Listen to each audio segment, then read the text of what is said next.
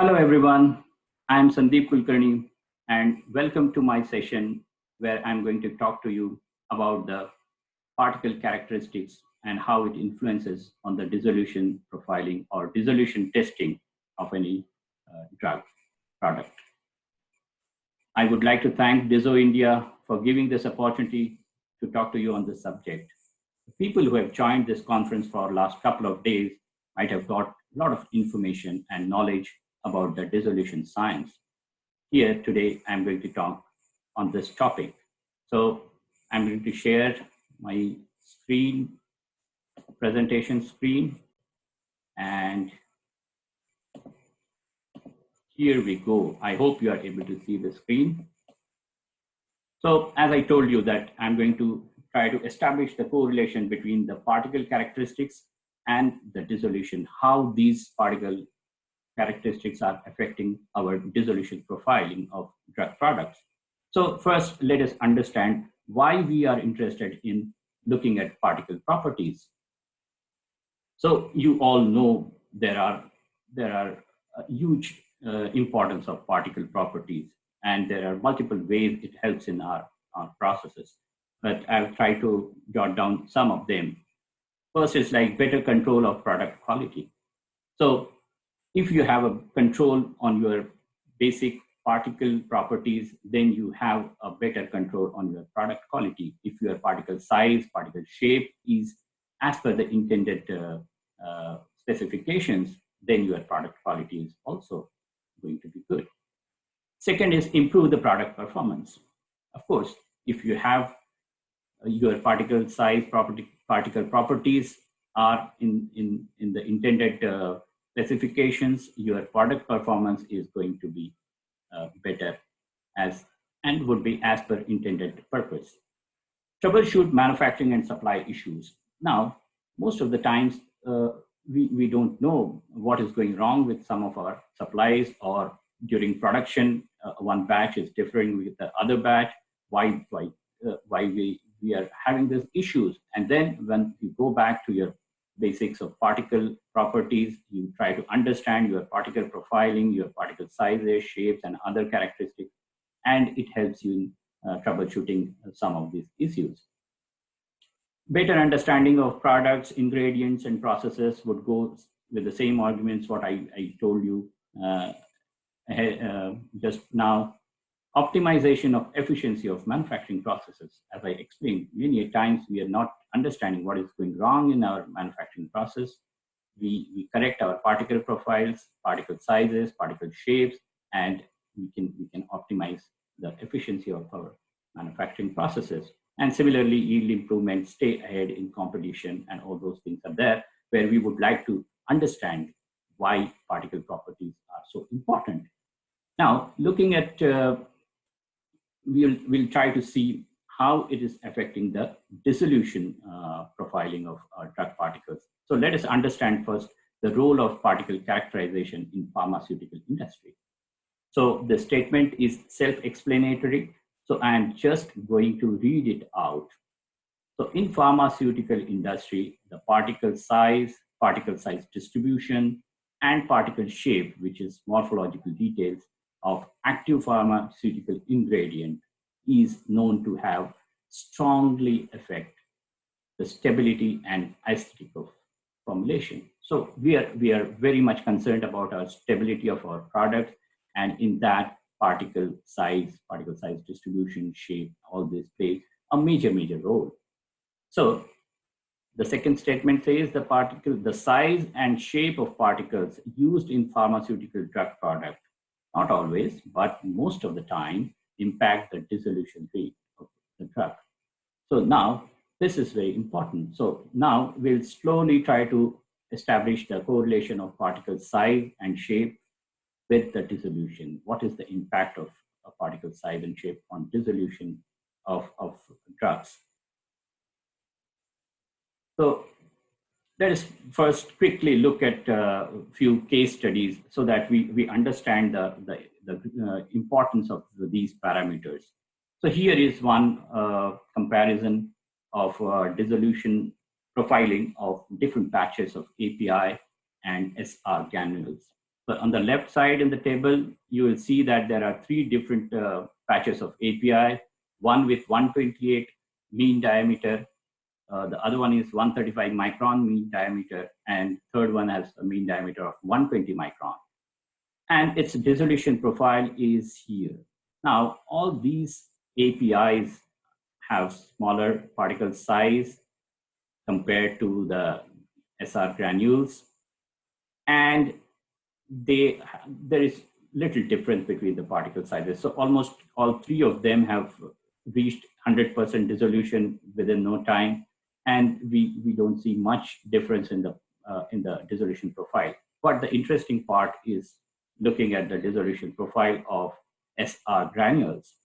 Here, there are two batches, one with 675 micron mean diameter, and the other one is 625 micron mean diameter. So the red one profile is showing the 625 micron smaller particle size, and the black one is showing about the 675 micron mean diameter, that is the bigger size. So here you can clearly see that with 625 mean diameter, micron diameter particles have reached almost 100% dissolution, and in the same time, the other one, that is 675 micron mean diameter, has reached only 80% of dissolution.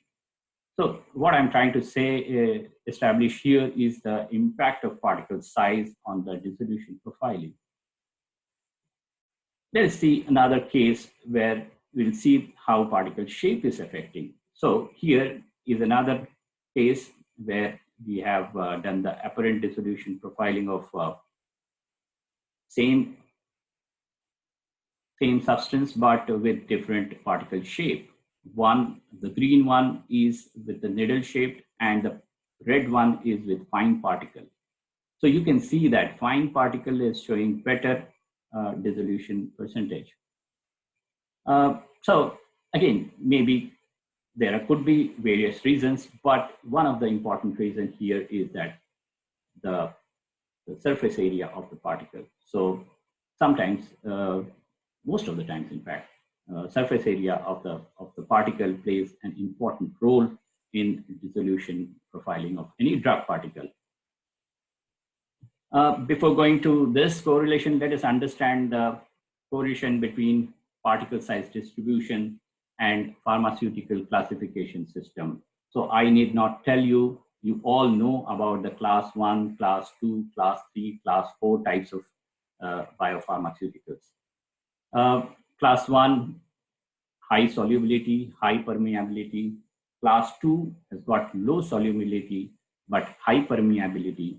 Class 3 has got high solubility, but low permeability, while the class 4 has both solubility and permeability low. And each one of type is, we are trying to get towards the class 1 type. I'm going to focus more on the class 2 types of biopharmaceutical, where we have high permeability, but solubility is low. Our first action always is to reduce the particle size so that we can increase the dissolution. And how it increases? Because as we are decreasing the particle size, the surface area is increasing and dissolution is increasing. So let us look at this statement. The biopharmaceutical properties such as particle size distribution, specific surface area, and rate of dissolution can characterize a drug and should be considered early in the development of drug product. It's very important when you are developing a new drug, or you are trying to develop your generic product. So these are the basic information which you would like to know when you are developing this. The microscopic integrated image analysis techniques helps, which we'll talk in detail. So how all this information can be obtained through a microscopic integrated image analysis technique. So it can characterize your particle size distribution. It can give you the important information about the particle size, particle shape, and all other data. Right. So Let us try to establish a main topic. So we have seen that particle size and shape has some influence on surface area, and surface area has a great influence on dissolution. So how it is correlated? So we know that dissolution of drug substance depends on surface area. So it is established in this equation where dm by dt, which is basically the change of mass.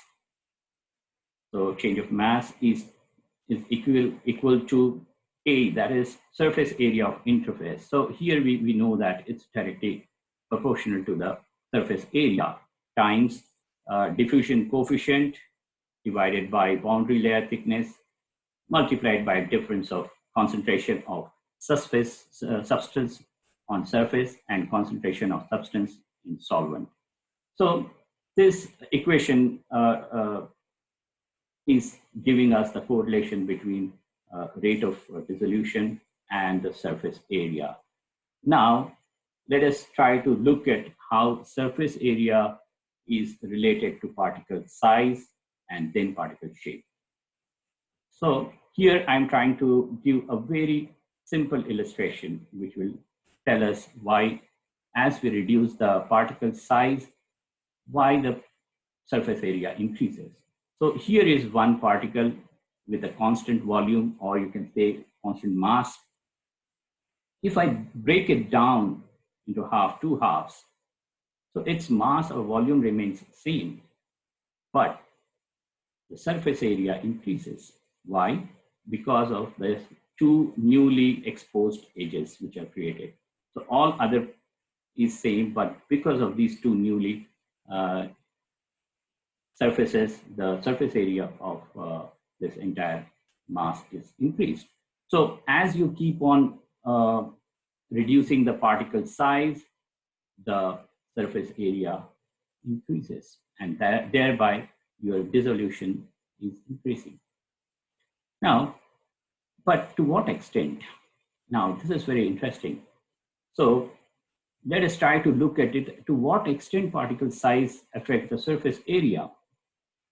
Now, I found this very interesting graph and wanted to share with you, where we are trying to look at it, how the particle size is affecting the surface area. So what we have done is, on the x-axis, the diameter in micron is mentioned, and y-axis has got surface area of 1 kg of particle in meter square. Now, very interesting. And what we have taken is a very perfectly solid sphere particle and how it is going. So you can see, if your particle size is around 1000 microns, so your surface area is pretty less, right? But as you are decreasing the particle size, and if you come to almost 0.1 or 0.2 microns, what kind of particle surface area you get? Almost equal to a football field. So that is for the same 1 kg of material. If you are reducing the particle size, you can increase your surface area to a very, very large extent, and that thereby you improve your dissolution. So the intended dissolution rate can be obtained by controlling your particle size. It's one of the factors. Of course, there are multiple things, but if you go to very small particles like 0.01 micron, you can have the surface area is as big as a Disneyland area of a Disneyland. The same thing, we can look at it slightly differently, but the same information, where I have put here the specific surface area on the x-axis in meter square per gram, and the particle size in microns on y-axis. And there are two cases where one product having density of 1 gram per milliliter, the other one has got density of 4 gram per milliliter. So how 1 kg of this material, how does it shows about the particle size? Again, for particle size of around 0.1 micron, you get the surface area as big as a football field. So you can understand how big role a particle size is playing on surface area and thereby on dissolution profiling. Now, the other part, very interesting thing. So let's look at it, how particle shape is affecting the surface area and thereby dissolution testing or dissolution profiling. So for simplicity, what I have done is I have taken few simple geometrical shapes, sphere, cubes, and cuboids. So these four, so this is a 10 micron diameter sphere. This is a cube, which has got all sides equal, 1:1:1. This cuboid is like where width and height is same, but the length of this particle is twice the width or height. So 2:1:1. And this is more like a flake kind of structure where the length, width, and height is in the ratio of 4:2:1. Now, generally, when you are doing your dissolution testing, you would like to know the particle size and would like to correlate with your dissolution profiling. So for this particle size, I'm getting this profile. Now, generally, whenever you are doing the particle size, you will go to a equipment, laser diffraction equipment, and laser diffraction equipment will give you some particle size like D10, D50, D90. Now, what laser diffraction technique does is that it converts every particle, every size, every particle into equivalent sphere. So whatever is the size of the shape of your particle, it will calculate the volume and equate that volume to the equivalent sphere and calculate the diameter of that sphere, and that becomes your particle size. So for all these cases, 4 cases, if you go to a laser diffraction method and try to find out the particle size, since I have kept the volume of all these same for 583.81 micron cube, you will get the particle size 10 micron. So for the 10 micron, you will have different particle shapes. And when you compare with your dissolution profile, you will find that they have got different profiles.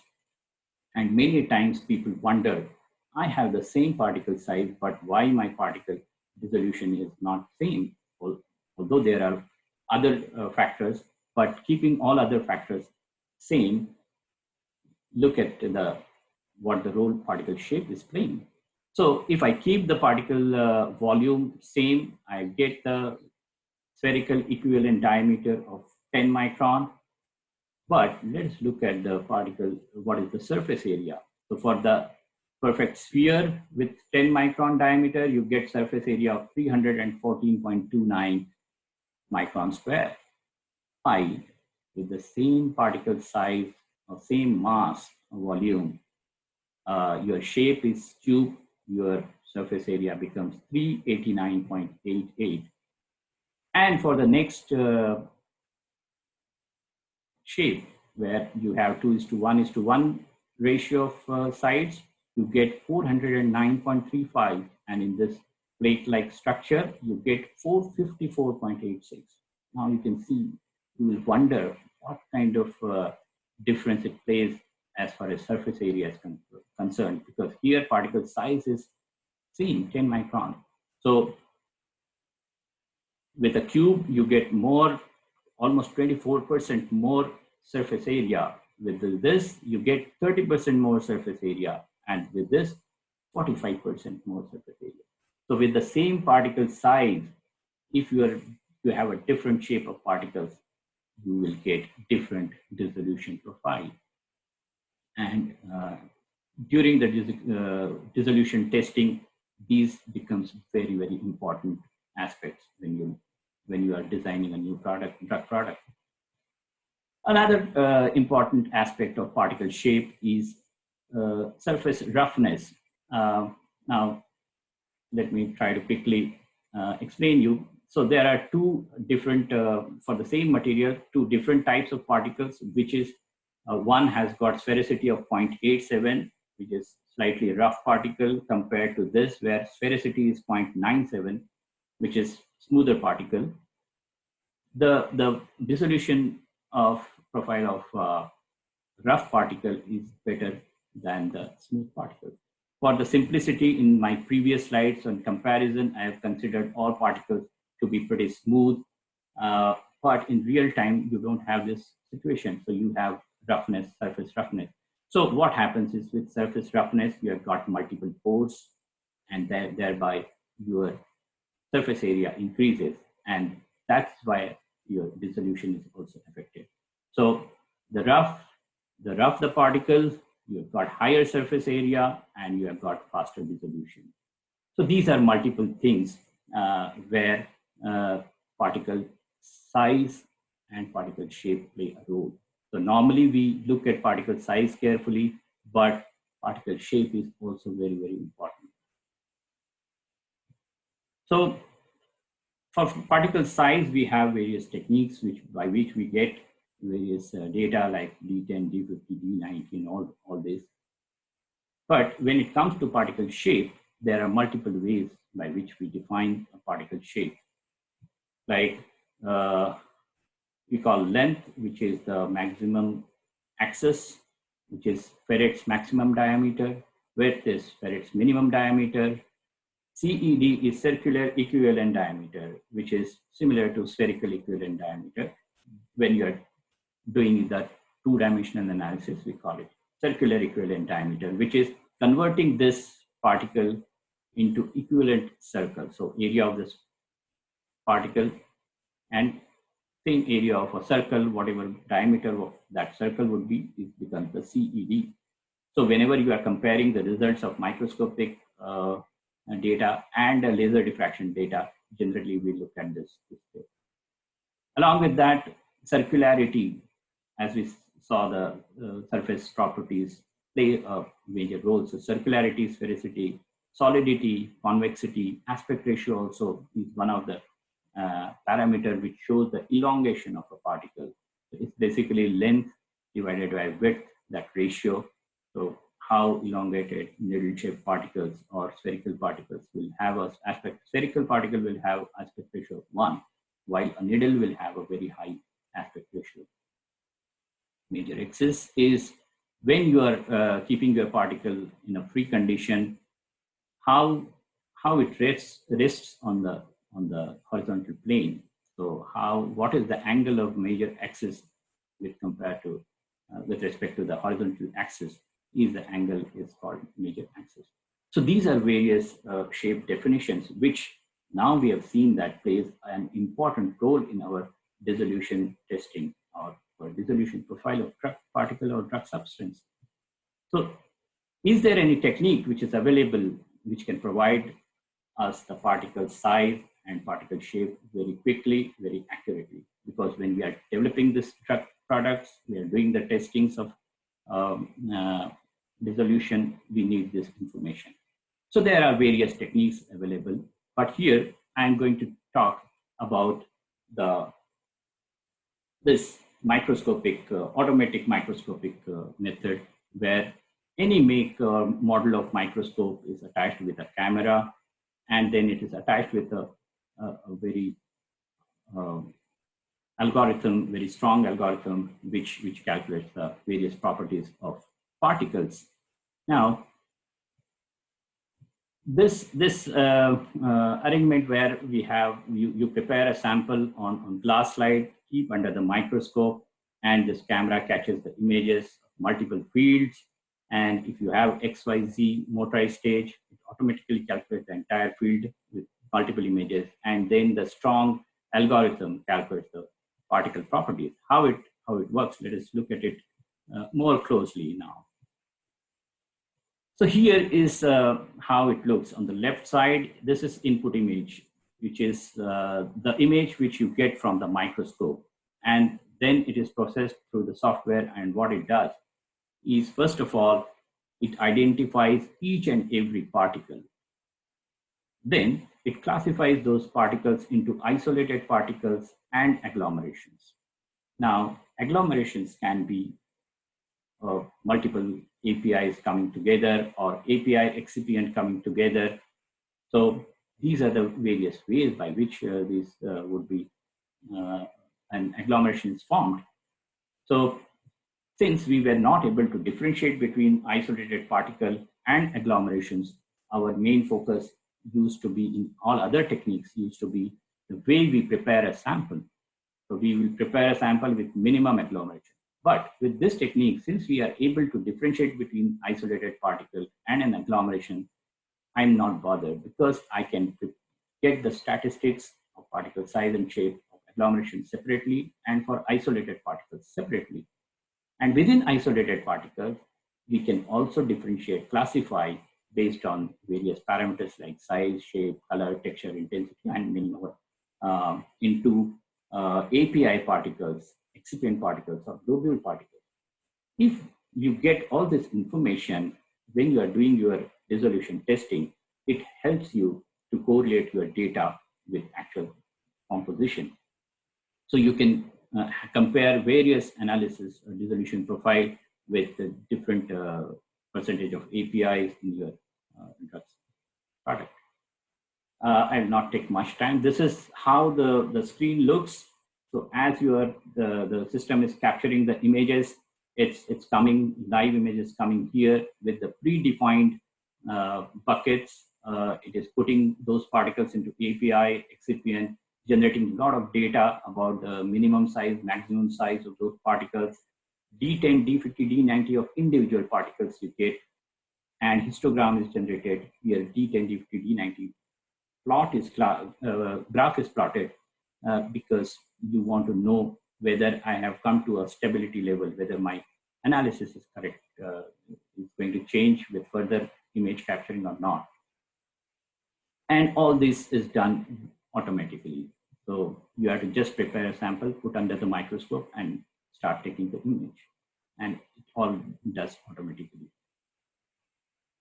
So although this system will give you a very detailed report on particle size, but most of the details are already there on the screen. So I'm just showing you the details of particle shape or morphological details when you do analysis with a microscopic method. So here you can see that you can see almost every particle, how it is looking, and there are multiple morphological details like length, width, circularity, solidity, convexity, CED, aspect ratio, major axis, all those particles which we wanted to see when we are trying to correlate our dissolution profile with particle characteristics. Now, here is a real-time example which we have done using our system. So here was the case where there are two types of drug products. One has got an API from one source, the other API from other source, but both of them were showing the particle size through laser diffraction same, but they were very different dissolution profile. So the customer was not able to understand what is the issue in that. So when we run these two batches on microscopic analysis, you can see that this is the first where the particles are smaller, here more elongated particles in the source 2. That is all right, but when you take the particle size in terms of length, because we are not converting everything into the equivalent sphere. Here, the D90, you find that 6.5 micron, whereas here, the D90 is 13.13 micron. This is the D value of isolated particles and along with agglomeration, so total is 8.27, whereas here 15. And here, the blue curve is showing the API source 1, and it has reached to 4.5% dissolution. And in the same time, the second API has reached only 2% of dissolution. So that is the real-time example where we can see that what kind of role a particle size and shape is playing in this, in our dissolution profiling. So this is where I wanted to tell you about the role of particle characteristics on our dissolution testing. So there's a couple of slides on what is the new technology which is coming on the microscopic particle size and particle shape analysis. And this is the machine learning and artificial intelligence. Let us look at it. So although it's a very complex framework, but I have tried to make it very simple to understand. So the top layer is our acquisition layer or the processing layer, which we call. So the sequence is that image acquisition. As you acquire the image, you do the pre-processing of image. In that, you try to identify the particle identification, and then based on your definitions, you classify those particles into API, excipient, or isolated particle and agglomeration. And then based on those classifications, you generate the statistical part, which is particle size, D10, D50, D90, and particle shape data, like circularity, solidity, and all those. Now, how machine learning is and artificial comes into the play. Now, there is one engine of machine learning which works on the image quality. So as you are acquiring various images, it qualifies those images, whether these are capable enough to go for processing. Because a bad image having too much of agglomeration or no particle at all will give a wrong result. So there is a machine learning engine which qualify all those images for before pre-processing. Then another machine learning engine works on the classification part, where all those particles which are classified can be put into the API or excipient bucket based on the definition we have provided in the machine learning engine. Now, this machine learning engine keeps on improving on itself with the help of artificial intelligence. All the statistical analysis data is also going into the artificial intelligence. So all this information goes into AI engine, and AI engine, I've just listed down 3 points, that is image quality. So the more you are using the system, it is becoming better decision-making on the image quality. Similarly, the chatbot is where the system itself is prompting to the user whether he's doing it correctly or there is some wrong into it. So it will not allow the user to go wrong in it. And the statistics, whatever we have analysis we are generating, is going into the database, and your database is becoming richer, and thereby your system is also becoming richer. So some of the things which I have already explained. So what it will do, the product is called IPV Morpho. It does the auto scanning of fields. Image is quickly checked through machine learning engine. Classification is done through machine learning engine. All data is going to artificial AI engine, which is artificial intelligence, and making it more efficient, fast, accurate, reliable. So within fraction of seconds, you start getting all the particles and all the information which related to that particle, that is length, weight, circularity, surface area, which is very important for our dissolution profiling, is in front of for each and every particle you can see, and then you can correlate with your data. Now, I will just run a very quick video to understand how this system works. So here goes the video. There is no denying that accuracy and quality are key challenges pharmaceutical companies face daily. You want to increase productivity but couldn't due to the complexity of processes while maintaining the accuracy of data. So how can you fasten this process while maintaining the quality of product? Introducing Image Provisions IPVP class software. IPVP class is microscopic image analysis system that includes microscope of any make or model, a unique HD camera, and a dedicated software for identification of particles. It is an easy-to-use software providing key features, such as particle size and shape analysis, identification and measurements of particle, morphological details of every particle, identification of agglomeration, auto-scanning of slides, particle classification, and 21 CFR Part 11 compliance. As the IPVP class uses a dedicated particle characterization software with particle size and shape analysis. It gives you more accurate analysis, in just seconds, proving accurate and time efficient, reflecting in your increased productivity. And, as it uses advanced microscopic particle size and shape analysis technique in place of traditional laser diffraction technique, it is also a cost-effective solution for saving your resources. So, let's see how it actually works. Step 1. Take sample of any dosage form, like powder, liquid, cream, injection, etc. Prepare the sample on the glass slide, and place it on the microscope. Step 2. Select appropriate magnification required for analysis.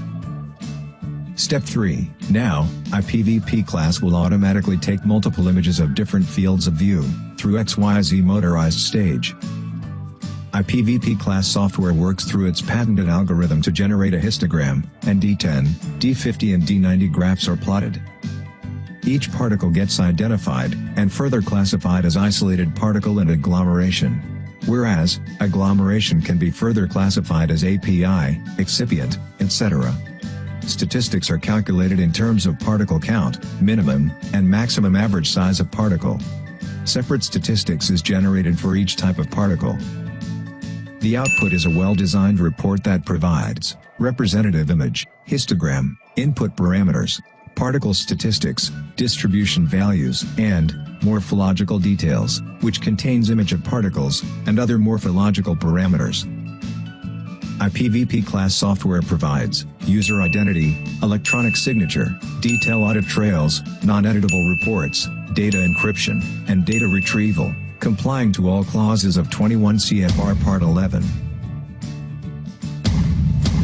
Large numbers of customers across the globe have used and endorsed IPVP class as a complete system for particle size analysis and particle classification. For more information, visit www.imageprovision.com.